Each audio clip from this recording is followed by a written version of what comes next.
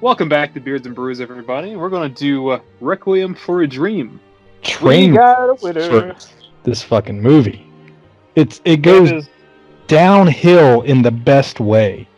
This movie is all downhill. I was actually, hey, everybody, this is the first time I've seen this movie. And I have to tell you, it's weird seeing a movie go completely downhill in the second act. You're like, oh, these are the people. We're introduced.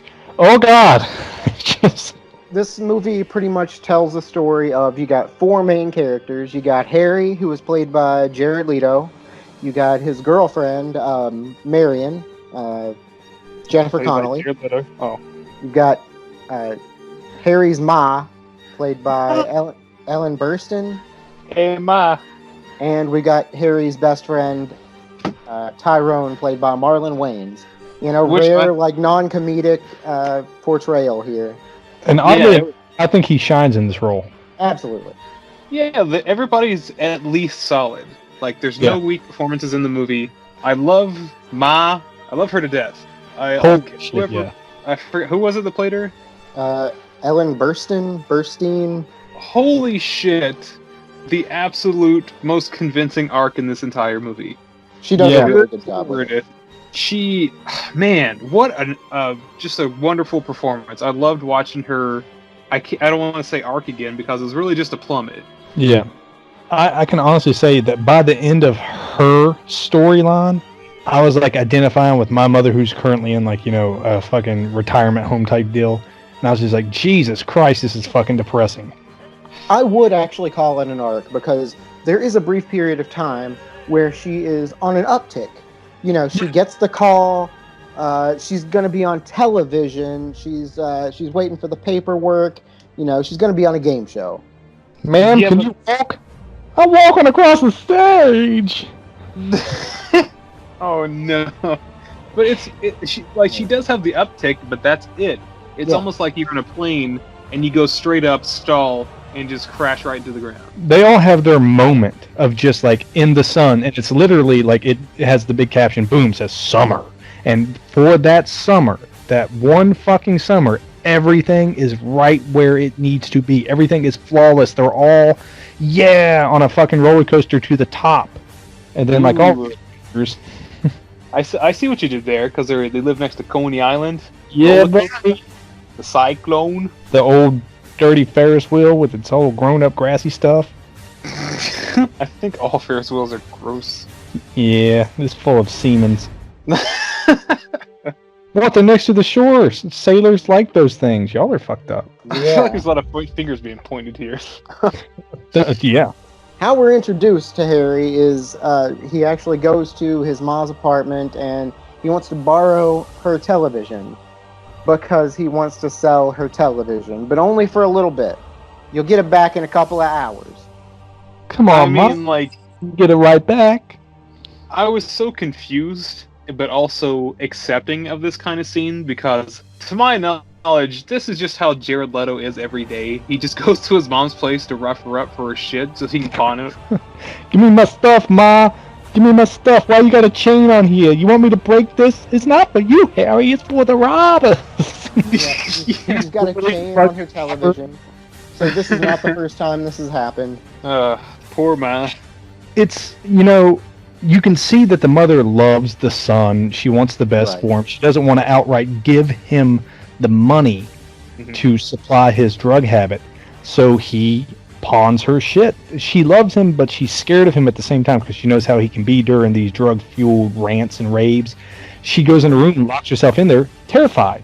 But she loves her son, and they do a phenomenal job making sure that you know that throughout the film. She is the first and last word out of every fucking, time that she's on the screen. Every time she has, screen time, it's Harry at the start. Whatever the problem is, Harry's the solution. Even though, he is the problem and not the solution.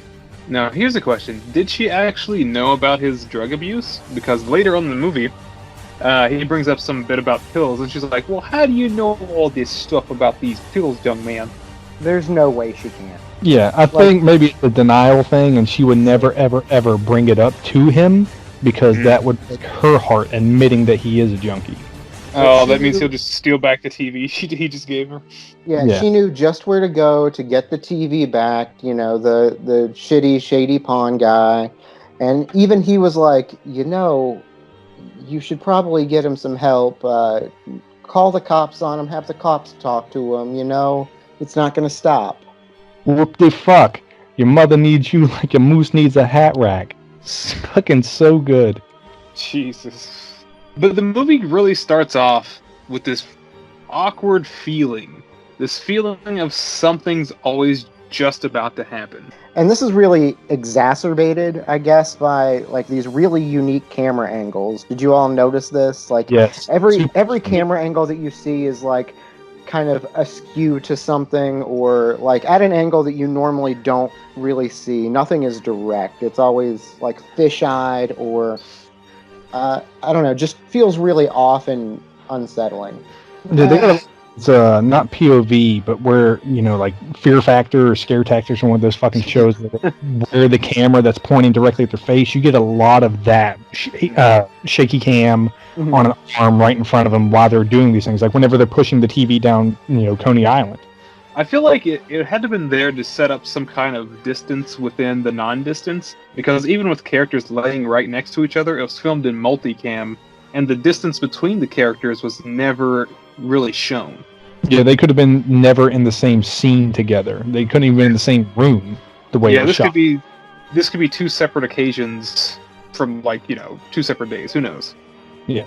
But, you know, they've got that little moment to where they're smack junkies, they get high, they have the fiend persona to the T, because these guys immediately have delusions of grandeur. They want to be the big time dealers. That's their dream, you know? Get a piece and sell it off, then we'll be set. Buy it, cut it, sell it, repeat, then retire. Yeah. Yep. All over a summer, too. Right. They kind of hit a hot streak, though. You know? They do. A brief little bit, yeah. They're able to keep it together, and they're getting their fucking drugs, they're cutting the drugs, they're selling the drugs. But they make the biggest mistake that, you know, any dealer on the street would tell you. You don't get high on your own supply, and these dudes are dipping. And every time they have just like a small amount left, there's always that weird conversation like, do we just go ahead and just, you know, shoot up now, or do we like wait till later to actually sell it? Yeah, well, look, it's just business. You gotta taste it. You gotta know what you're selling so you know how to cut it. Just business. Thanks, Wayne. You're welcome. Juice it up! Juice it up! Juice it! Juice it! Oh, yeah. Tabby juice! Now, we failed to mention that this movie opens up with Shooter McGavin on a non-stop 24/7 infomercial of how he changed his life in 3 easy steps. No more red meat. I don't know what the other 2 are. I don't remember what he's talking about. I just remember we got a winner and juice it. Just about Harry. Juicing. Harry. Oh, Harry got juice. Harry got juice. Yeah, fucking weird. Yeah, he eats pieces of shit for breakfast. That's the real diet plan. Oh, man. But you know, they're out there. They're doing their drug thing. They're selling it. There's a really fucking funky scene of them high, and you know, Junkie Leto is sitting there. Having this hallucination about playing fucking hot potato with a cop's gun until the cop slips and falls on his butt, which snaps Jared, you know, Leto back to fucking reality. He's like, huh? Just fucking drugged out of his mind eating a hot dog. Yeah, that caught me off guard. I was like, no way this is real. It's just one of those things where it's just so ridiculous I didn't quite understand why it happened. Well, there's a lot of stuff that will make you go, what? Like, whenever Jennifer Connelly's character gets introduced, you know, they're like, oh, yay, and it's kind of cute, very romantic, and they get into some super tall building by pushing the button. He's like, what's the password? And the guy, and he just fucking, you know, it works for him, but it doesn't work for Ash from Evil Dead. Batu, Naratu. And what, they just go up to the roof and hang out for a while and get high? Yep, and then they pull the fire alarm, and the guy doesn't notice him as he walks right by them. Oh yeah, he pulled like this, like the most video gamey stealth move and just like hide next to the door frame. Yeah, the guy didn't even like blimp whenever she walked. You know, like even on Metal Gear, you would have blimped. They would have known. You would have immediately. You would have what? Wham! Little exclamation point. Little exclamation point. Oh, all right. I just didn't understand that this is what they thought was fun. I mean, I get it. Like, that's kind of the same things that I would have done when I was, 17 in the late 90s, early 2000s. Yeah, but they're supposed to be like grown as fuck because she's talking about opening up an art store. Yeah, exactly. There's a little bit of arrested development going on. Next up on the block, Ma gets a letter. A big old manila envelope. Well, actually, first she gets a phone call. Oh, that's right. That's right. She thinks it's a telemarketer.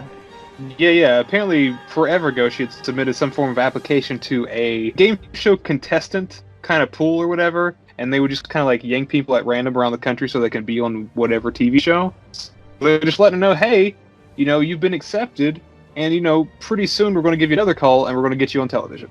Yeah, just look for something in the mail. We'll send you some information. You send it back. You're going to be on television. Now, this is her entire arc.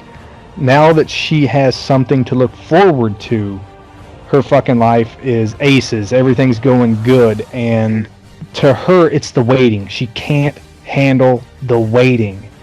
Yeah, like every 30 seconds to a minute in the movie, I feel like you see her checking the mailbox. Yeah, it's always got that little disappointed noise whenever nothing's there. Oh, and this whole time she's having these flashbacks to when Jared Leto graduated and everything, and she wore this fancy red dress, and she can no longer wear it because she had grown older and gained some weight. So she winds up getting hold of her friends in quotes, and it was like, hey, I know this doctor. They have a great diet plan. All you have to do is take these pills, and you'll never be hungry again. And she don't want to do that. She's like, nah, I can do it my way or the highway. And she eats grapefruits and drinks tea. And it's not. The way they shot that was really fun, though. They have the grapefruit sitting there, and they had the boiled egg sitting there. Her stomach's grumbling. She looks at it, and it just makes that noise. And it's gone. She's staring at it, and then she looks at the egg, and it's gone. You're like, what the fuck? She just absorbed it with her brain. And she stares back at the fridge, and it's almost introducing the refrigerator as a character. And it really is, because every once in a while you'll just hear that little bit of dialogue, the little hum click on from that refrigerator, and it's almost like a temptation. Yes, it's like the temptation, and then later it's the hunger coming after her, and she can't escape it. I think that's really fucking cool how they did that. Yeah, it's almost like very early in the movie, they set it up as some kind of psychological thing, where it turns into later on in the movie, almost like a monster. Right. It's a mimic. I mean, she literally has a delusion where it eats her. Well, I mean, it's pretty good. So she's got her friends, and they got to get ready, because she's the cock of the walk now. So they dye her hair, and cock of the walk. This scene, again, I'm gonna go ahead and throw my mom in here. I've seen her do this. She tried to dye her hair black one time, and it was this weird blue-brown. It looked awful. And she was like, is this black? I was like, black-ish. And she was like, I think it's blue. But do the same thing. She's trying to dye her hair red, and it comes out orange. And she goes, her friend's like, oh, that's a red. She goes, well, explain to me this. If this is a red, what's orange? What's orange? It's so sincere. Yeah, she does an amazing job. To be honest with you, I don't think I would enjoy the movie half as much without her in it. Oh, I totally agreed. Yeah. Because Jared Leto is just totally a turd. Oh my god, She's yeah. definitely the most heart-wrenching part of this. Yeah, we get some pill popping with the mama. We get some cuddle sweet talk with Jared Leto and Jennifer Connelly, where she explains that her family's got a lot of money. She came for money, and she's not looking for money. She's looking for love. And then she does some coke and shows us her pubes. Yep. I guess that's the only way you can get high is to shoot up while you're bottomless in front of your mirror. I mean, it worked for Buffalo Bill. Would you fuck me? I'd fuck me. Goodbye, horses. This movie does a lot of cutting to 1 second, literally 1 second, you'll be at one scene with Marion, and then the next second you'll be back to Ma, and then the next second you'll be back to Harry, just showing like exactly where they are in the whole arc. Yeah, I feel like this movie does a really good job of time management. It's almost like while you're in one subplot, let's say Jared Leto and Jennifer Connelly, everything else is paused, and then you go back to Ma, and then you catch up to where they are in time, and everything else is paused. So that way, there's no like disjointed nature. It's a very well constructed movie. So now that the junkies and Ma both have goals, one wants to be a TV star and the other one wants to be the junkie dealer that lives on Easy Street. He's got to get 30 seconds from Mars High and start selling this shit. What? It only took us 20 minutes to get to that joke. I like it. Oh, 30 Seconds to Mars, his band. Okay. Yeah, He does all his music. Or was his band, but he had to Jared let go of it. Oh. Are they not a thing anymore? Fuck if I know. I don't know. I've seen them twice, actually, for whatever reason. Seen those guys live twice. You just happen to stumble upon a performance. No, it's just they opened up for a band that I was seeing at one point, and then I went with a girl to another one of their performances, like just them. So things happen. That's all I'm saying. Fair enough. But yeah, Ma finally takes the advice of one of her old friends and goes to a doctor to try and get some diet pills, try and get her to drop some weight. And can I just stress how absolutely indifferent this doctor is? Like, he never even makes eye contact or looks at her. He just, like, comes in with his little clipboard. Yep, this is what you need. I got you. Get this filled. See you later next week. Okay, bye. Slam. And so begins the pill popping and drug shooting to where we get the really cool Snatch-esque drug bits. Or I think we already had the Snatch-esque up there with Marion's pubes. Made. Fuck it. Yeah, like, every time someone shoots up or takes a pill or whatever, just kind of like hyper cuts around with these like jump cuts and all that stuff. It's very visceral, very... My favorite thing is when Harry and Tyrone get high together and they just start like fucking grooving. They're like dancing in the living room, playing some music or something. And then he just freezes and he raises his hand and he drops it right with the beat. The boom, bada boom. Yeah, that's a fucking cool scene. By the way, the soundtrack and the score on this is incredible. There's a running theme to this movie that I swear I've heard somewhere before. It's like that little classical piece of music. It's the theme to the Two Towers. Literally the theme to the Two Towers. Really? Yeah. Excuse me, I just looked around my room. What the fuck? It works. That's all that matters. It seems so familiar. I'm just like, is this like one of those like royalty-free pieces of music that I hear all the time or something like that? Like, I know it has been in other things, but I think it's most well known for this and being the theme to the Two Towers. Might have been like reimagined or something for it, but yeah, it's the same piece. Yeah, it's almost like that song that keeps popping up. It's from The Matrix, something like that. Whatever. So they need seed money. So Jennifer Connelly has to get all dolled up to go see her ex Arnold. They don't say that she has sex with him, but she does get the seed money.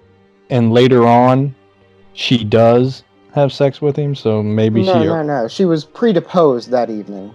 Ah, yes.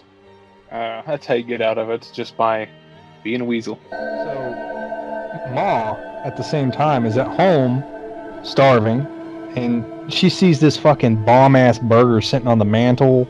She developed X-ray vision looking inside of her fridge, and she's like, I can't do this, I just need to go lay the fuck down. So she's like laying in bed and she's looking up and she starts seeing these hallucinations of desserts that Elon Musk sent into orbit. Now you have the space muffin, the moon pie. That's my shit. Did anyone else catch that whenever she talked to that doctor though, he was like, how's your hearing and vision? Her answer was just, I have both.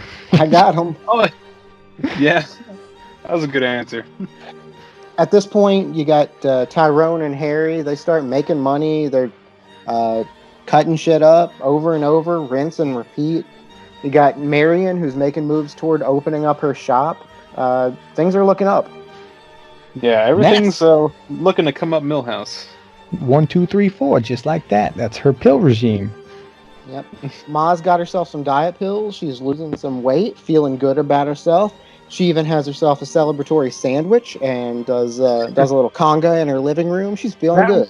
An onion and cream cheese bagel. Delicious. That sounds delicious. I was like, fuck is that?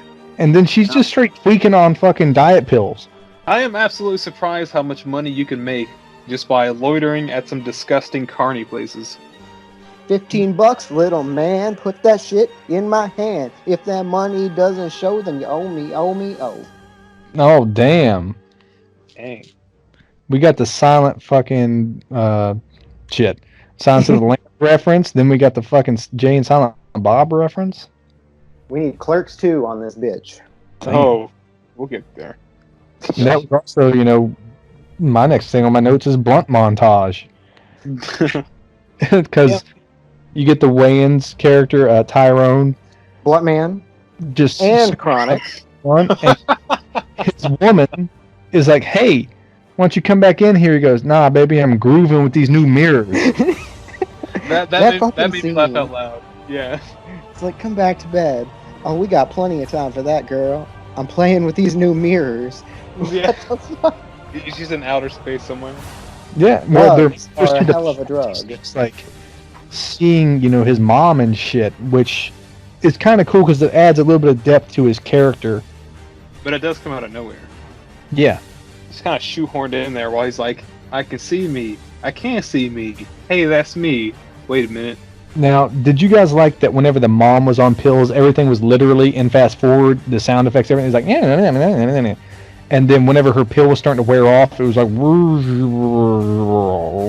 and she'd start grinding her teeth all crazy. Yeah, I did notice in the soundtrack that fucking clicking noise. And when Jared Leto comes back to meet his mom to give her the new TV, he points it out and is like, oh, that's what that was. I thought it had something to do with like time or whatever, but now it's even more gross.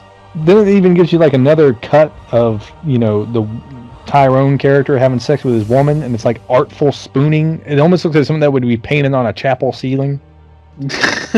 Yeah, I'll paint your ceilings, but I'm going to put a bunch of dicks there. Paint it white. Look, my contrast says there's going to be at least 6 baby dicks up there. I ain't doing it. You did what? 30 goddamn dicks. So we go back to Ma watching fucking Juice WRLD. And she's trying to fall asleep. She can't fall asleep, but she can't keep her eyes open either. Because there's so many winners. We got a winner. Yeah. And just rinse and repeat with her again. She pops a pill. She checks her mailbox. She gets sad. Oh, but she there's checks her scale. Here, the taxi pulls up. It's her boy Harry.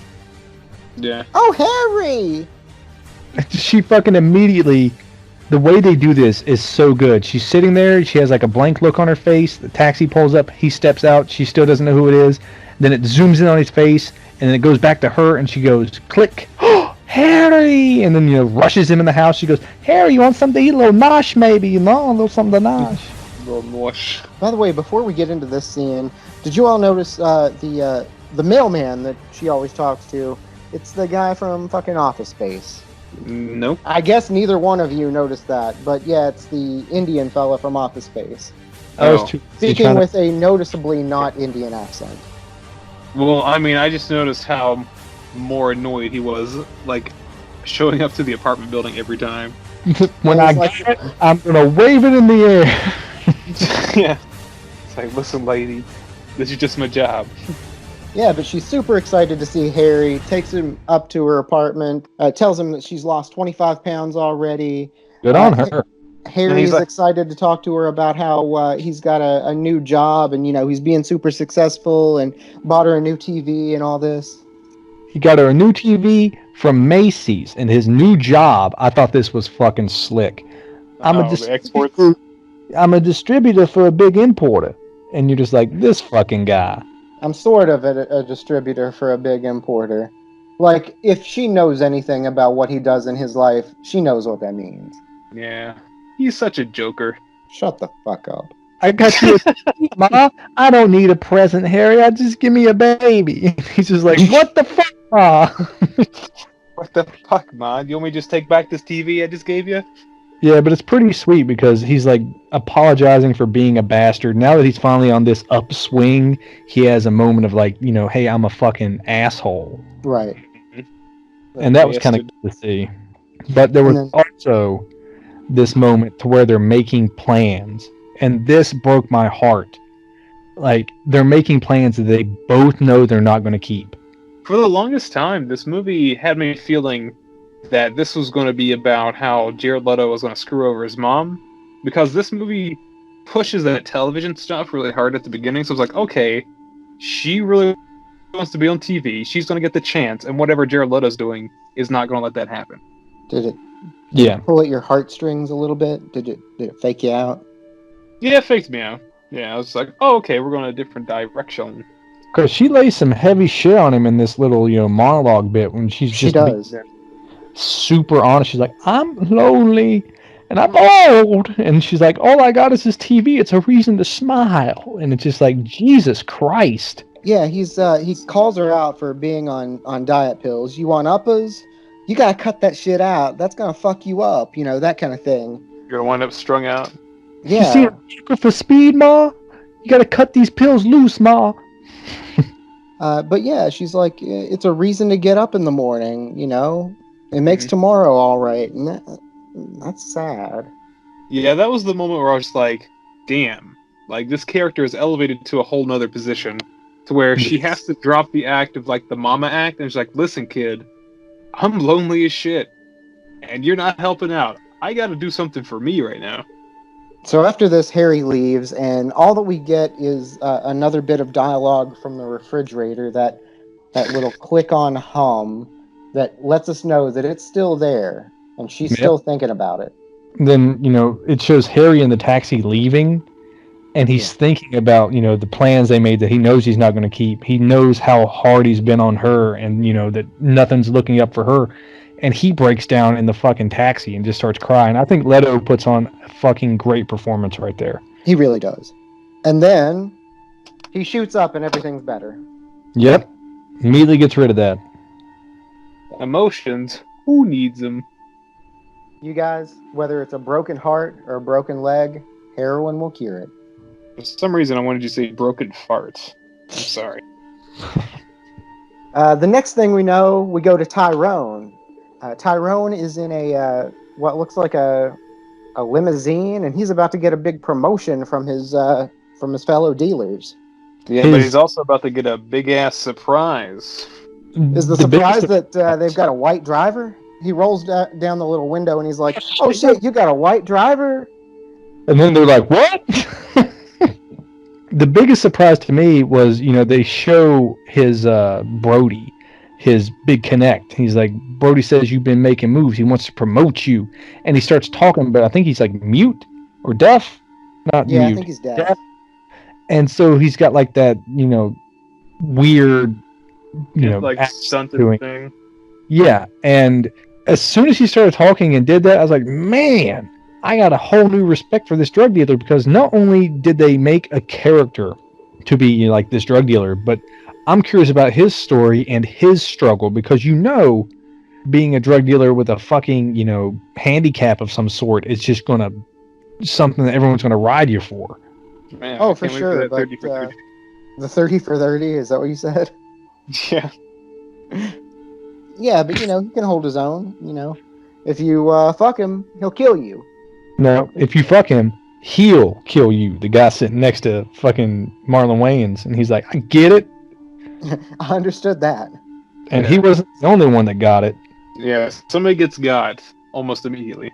And the way they do that, it's really good. Yeah, there's some kind of bust here. I don't even know who that is that's in the front seat, but they start mowing down the crew with Uzis. Is that an Uzi? It's so weird how this was shot. Actually, I feel like there's a bit of information missing, because it's like gunshot, blood splatter, cut. Street. Yeah, cut. Then Wayans is in the street just running with a snorri cam. Oh yeah, this scene is shot really interestingly. You're just so close to his face, and it's just blood splatter all over his face. He's just running out and just like screaming. Mm-hmm. And he's pretty much immediately like picked up by the cops, isn't he? Yes, Yeah. like immediately. He gets It's arrested. like, listen, man, you got blood and brains on your face. That's kind of weird. You're gonna have to come with me. Rightly so. Excuse me, I thought this was America. I thought having blood and brains on your face was still legal. It's called Maybe. fashion. Look it up. I have my First Amendment right.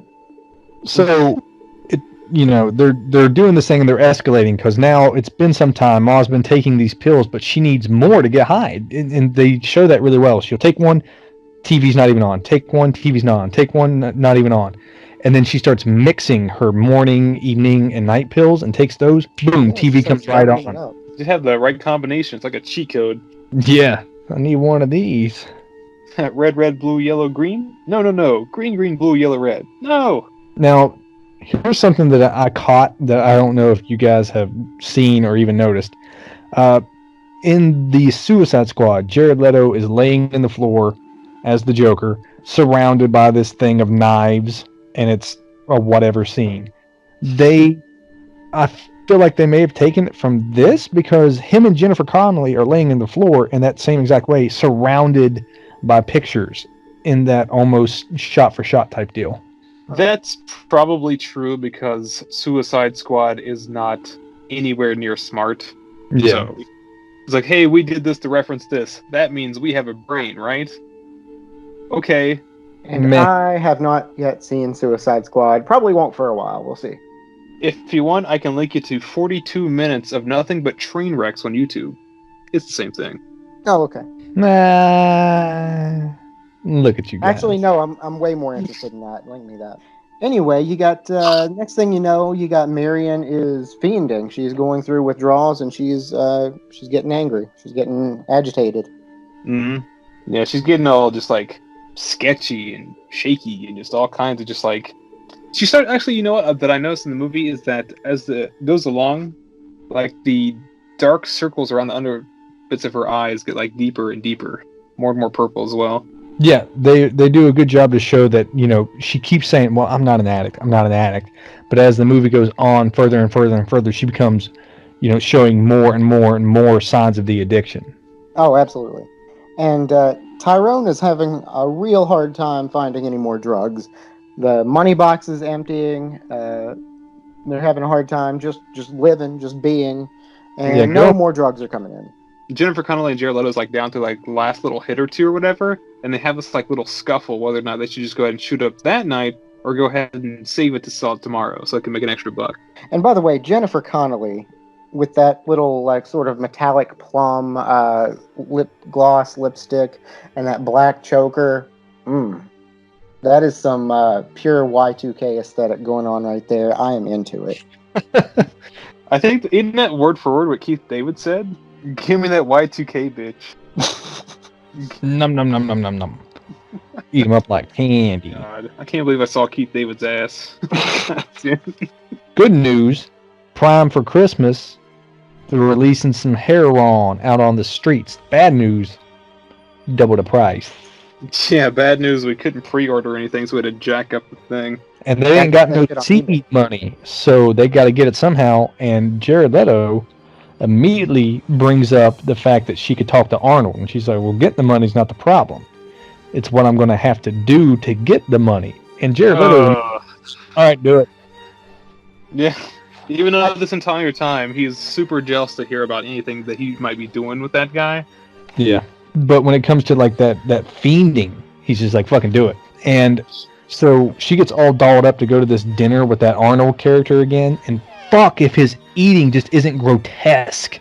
Yeah, it really is. I think it's a little bit of foreshadowing of what's to come, because when she finally breaks down and just has to like screw this guy, his lovemaking just begins pretty much how he's eating whatever's in front of him. Yeah, and I think that was really well shot because it immediately lets you know her disgust and disdain for him because it's just so gross. For some reason, that hit me the worst. Just getting weird and sticky with the lawyer from Jurassic Park just fucked me over. Yeah. Ugh. When you gotta go, though. Say what you want about Jennifer Connelly, but she is absolutely a clever girl. All right. Her vision based on smack. Oh. Yeah, but like they have like a really cool little scene of Jared Leto and he's at home and he's trying to watch TV and just wait for her to get back, but he's like worried and sees people fucking her in his vision, so he has to get jacked out of his brain to forget about it. Yeah, he's just sitting on the couch. Like, he gets high and he's coming down, so he's not really like. I feel like he's not really happy. He's just kind of there, and then she comes in and. It's just like, I know what's in his brain right now. It's just like, For some reason, like, after like that whole scene was over and she stepped into the elevator, and there's two guys in there, for some reason the first thing that popped in my mind was like, man, I wonder if they can smell that. No. Because she is fucking greasy. Yeah. You guys, I need a palate cleanser. I don't blame you. Ugh. Ooh. That's an upper right there. Alcohol is actually a downer, by the way. It is a depressant. And that's that why attitude. I love it. So the beer this week it's a collaboration beer between Dogfish Head and Rodenbach called Vibrant Potion, P''Ocean.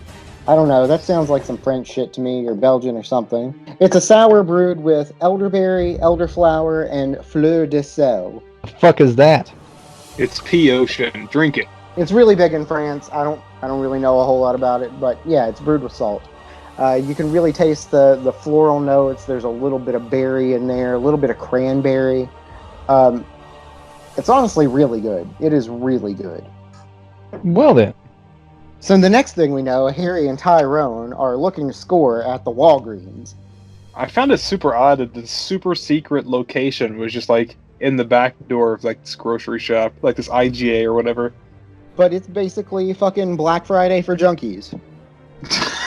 All the junkies just walk into this Walgreens, walk back through the double doors, stand at the loading dock, and start buying smack until one can't handle his shit and pulls out a gun, and then all hell breaks loose. Oh my god, what's the name of that show where they just like bid on those fucking storage wars? That's what it looked like.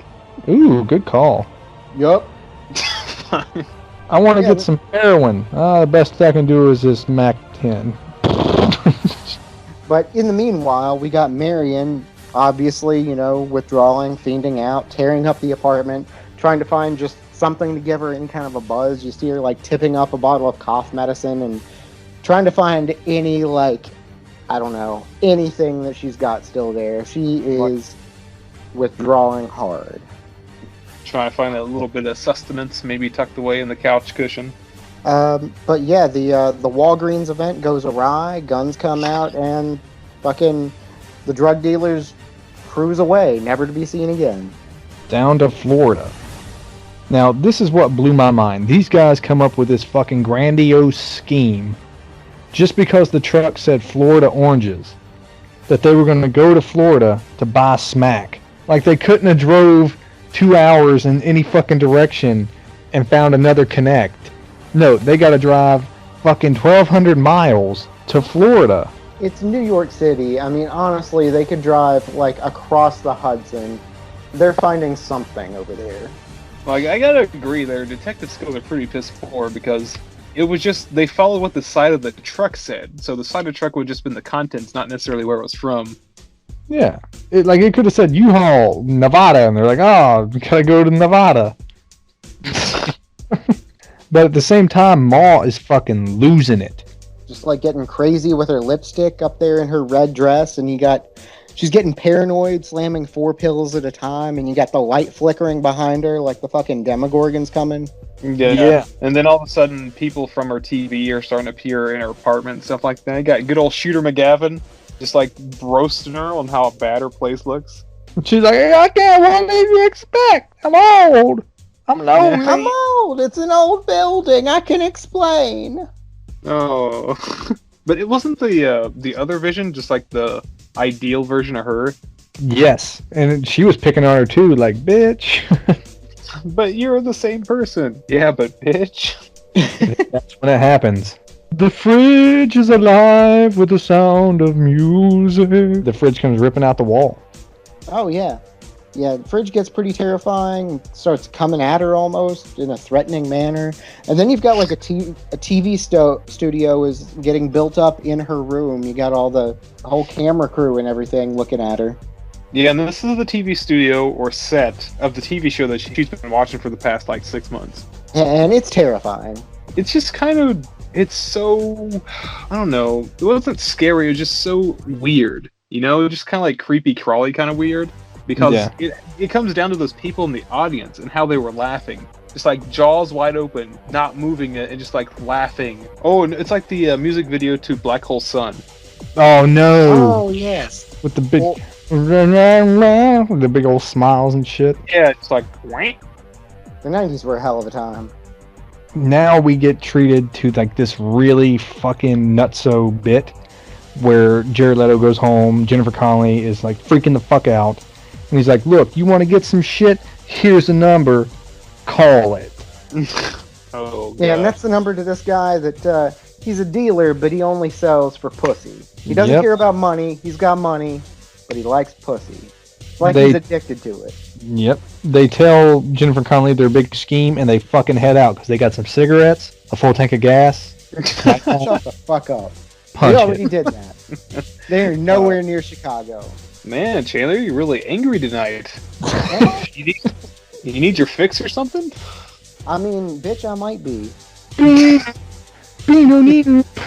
He's just fucking going crazy. Intensifies. Yeah. Chandler, calm down. He's like, when am I going to be on television? Yeah, it's almost like fucking Videodrome or some shit. It is a little bit Videodrome-esque.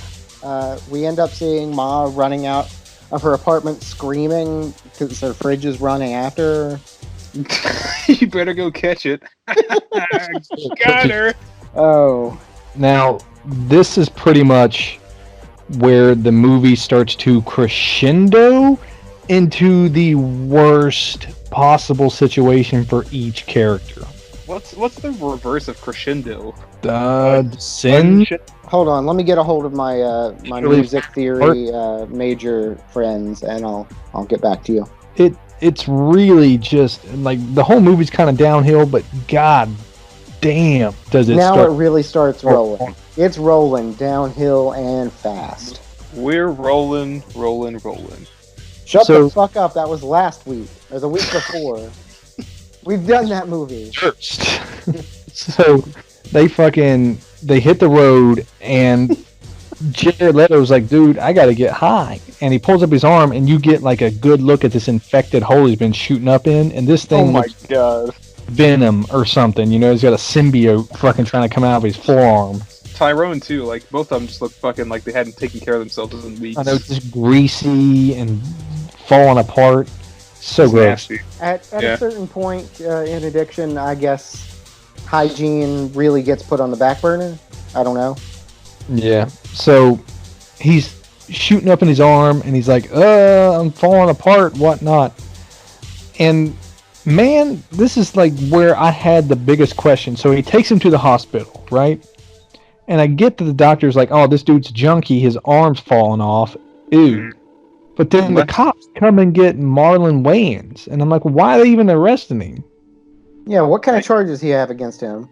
Is it... Okay. You remember when he was arrested before? Yeah, he was bailed out. Okay, yeah. I thought it was going to be a case of like DWB or something like that. DWB, driving while black? Oh, okay. Yeah. Because it's like the policemen were like super racist after whatever. It's like those darn New York people or whatever. Yeah. And so we get to see that as Marion goes to see Keith David from They Live, and he opens the door and he's like, come on in. And he flops out his dick and he's like, I know it's pretty, baby, but I didn't take it out for air. Shit. Meanwhile, you've got Ma traveling on the subway, trying to get downtown, trying to get to the TV studio, talking to everybody like, a crazy person talks to someone on the subway, Yeah. And poor Mitch Hedberg just getting yelled at on the metro. You know where I get off? Does this take me downtown? I have the address, but I need to know. And he's just like, this fucking lady. this scene really makes you think, like, okay, if you're on a bus or a train or subway or something anywhere in any major city, like, you're going to encounter characters like that, and you just chalk it off to, oh, they're crazy, they have psychological problems, oh, they're a druggie. But, like, what, like, Has where led that came from them. in this situation, and it makes you think about that. I guess so. I mean, it's either you think, hey, you know what? It could be worse. I could be sucking Keith David's dick right now. I would rather Fight him in an alley for 20 minutes? Don't you fucking finish that thought. Don't. I will think so much less of you. Well, I mean, I know how it ends up with Ma. I know how it ends up with Marion. I think I'd rather take Marion's route. I mean, Who ends up in the best situation here among everybody? are you Well, right-handed? let's keep going. Let's keep going. Yeah, so it just keeps deteriorating worse and worse, and we get a shot of Jared Leto in jail with Marlon Wayans, and it's just deteriorating. They're all going out to do a work detail. Marlon Wayans has to go work. They see that Jared Leto is unfit to work and needs to go to the hospital, and this is where everything culminates, and you just go, shit, because it's the end of the story for each character, and the story is not fucking ending well. Yeah, Harry is feeling really rough. His arm is fucking pulsating purple. It's about to fucking rot off. You know, that infection is wearing through his whole body.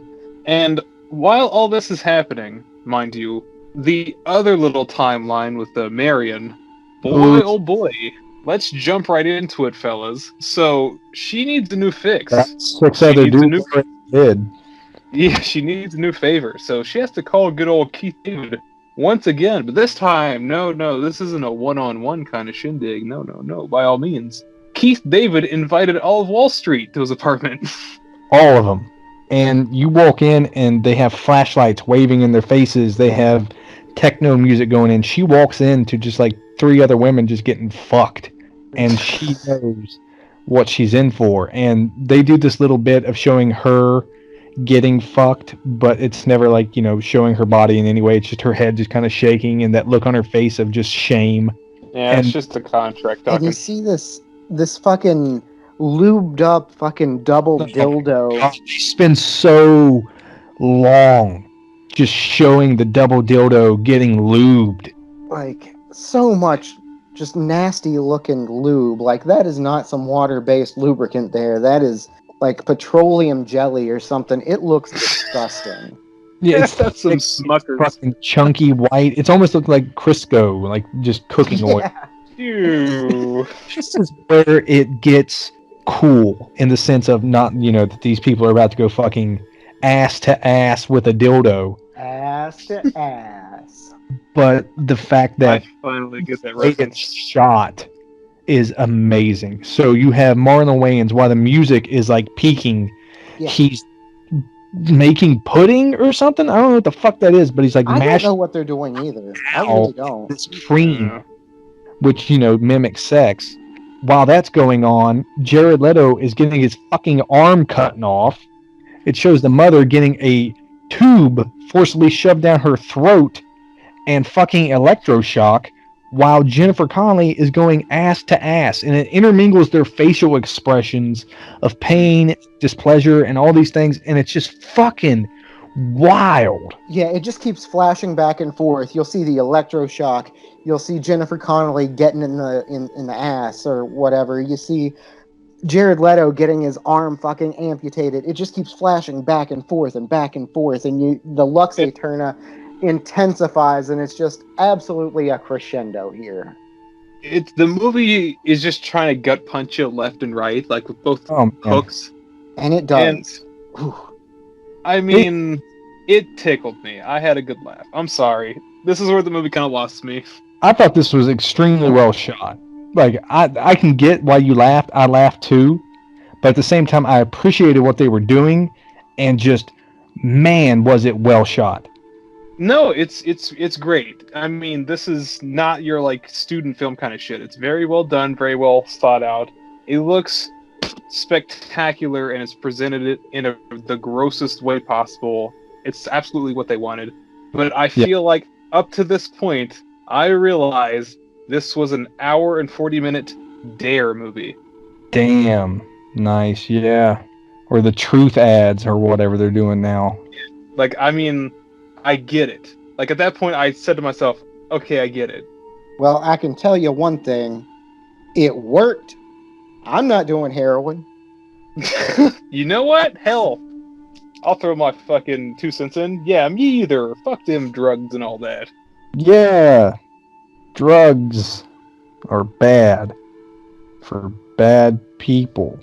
But did you guys like how all the scenes ended with that character curling into the fetal position? Mm-hmm.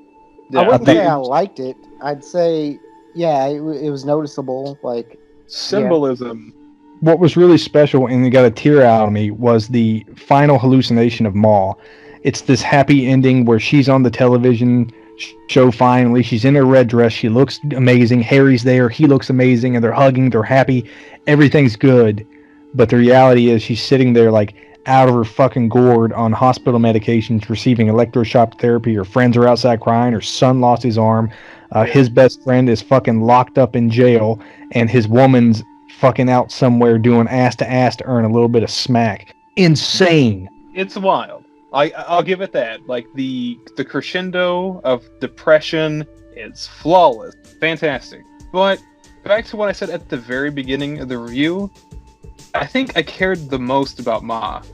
Oh, yes. Definitely. Like, I mean, Jared Leto, fuck, whatever. I don't really care. Jennifer Connelly, she got the dick into the stick, literally. Marlon Wayans, whatever, it's fine. Like, he and Jared Leto, I didn't really care too much about. But man, Ma! Holy shit. It's like, she goes from just like, hey, I'm just trying to have something to get up for, to getting like an electro-lobotomy, you know? Yeah, she didn't deserve any of that. She got fucked over by the medical industry. And I think, like, a part of it is Jared Leto's character's fault, not the actual actor, though I do have my, conspiracies. That she turned up that way, Like, he grew up as, like, a little shit towards her the whole time, and she just couldn't be happy with him. Yeah. Do they do a phenomenal job of making you, like, especially if you're identifying with Mom, you kind of hate Jared Leto and everyone else because you're like, fuck them, they're scumbags. Yeah, so for the record, this is a very good movie. Like, Chandler, this is a really good pick. I'm glad you showed this to me. But most of these characters just turn more and more unlikable, and by the end of the movie, I'm just like, well, what'd you expect?